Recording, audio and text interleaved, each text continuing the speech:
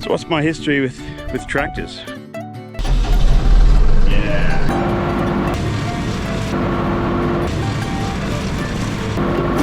Gives me the heebie-jeebies.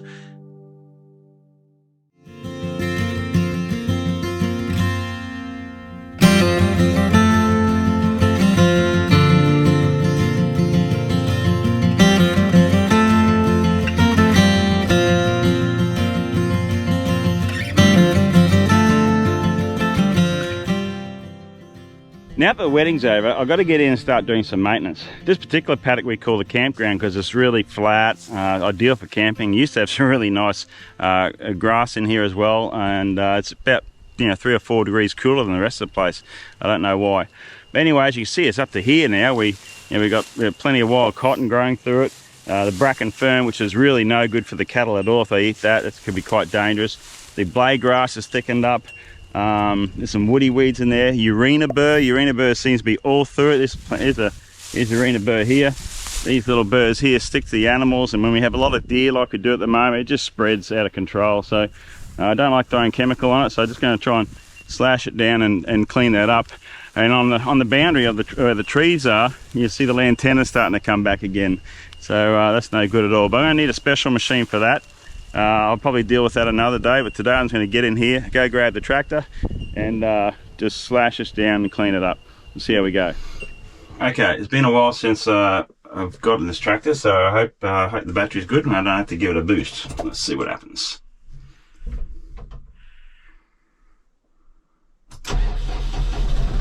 Yeah. Alright. Slashes up. Buckets up, full of fuel. Let's go.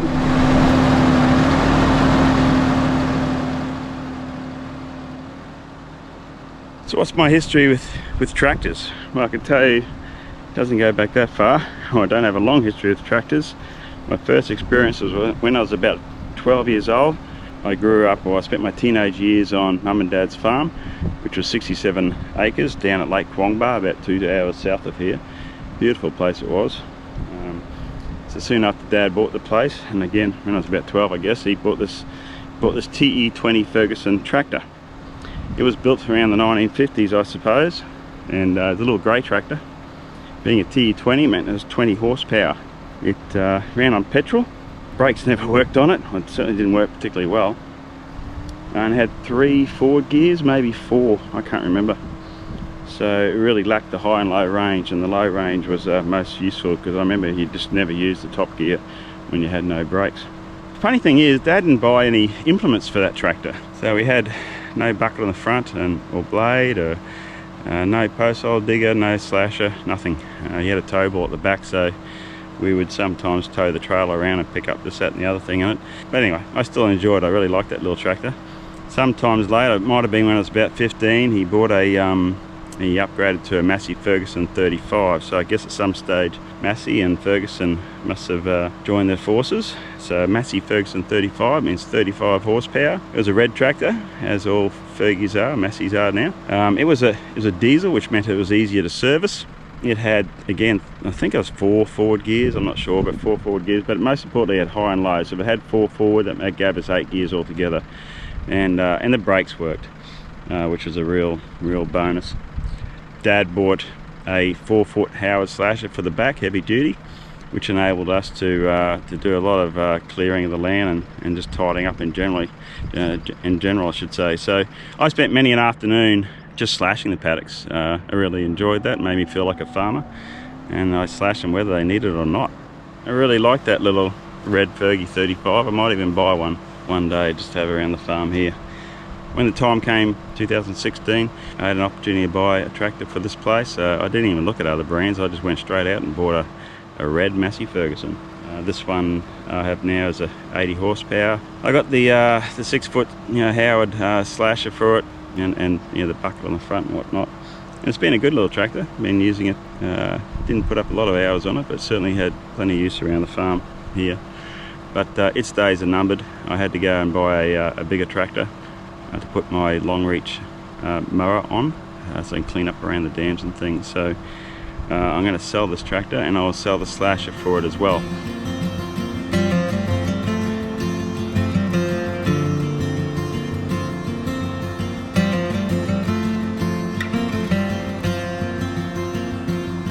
The problem with the slasher is, particularly for me, because I tend to slash it when it's all quite long, it throws the grass, the cut grass, to one side of the slasher, and that's good, because if you mow or slash the correct direction, the right way, it'll keep throwing it away from you, so you don't have to keep slashing on top of the stuff that's already been cut. The downside is it puts it on one side and it creates a line, and if you're cutting really thick grass, it just creates a really thick layer of mulch and essentially kills the grass that's underneath that. I found a solution to that. I've purchased a flail mulcher, and I'm going to put that on my new tractor. So today will probably be the last day I use this Massey Ferguson. I just pulled up here because I was hoping to catch some footage of it. There's a couple of large rats in there.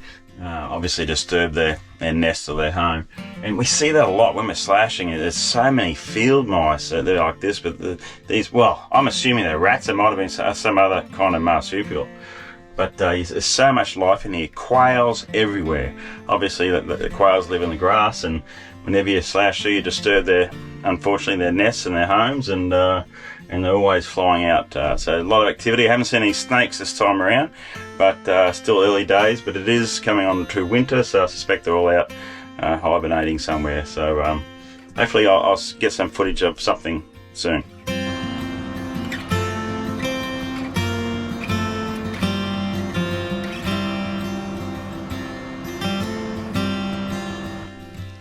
Okay, I've just disturbed I don't know if it's a marsupial or a rat, but it was like the length of a shoebox.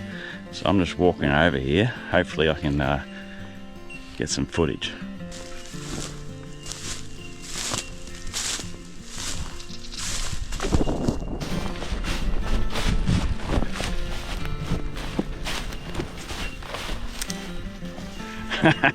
Did you see that?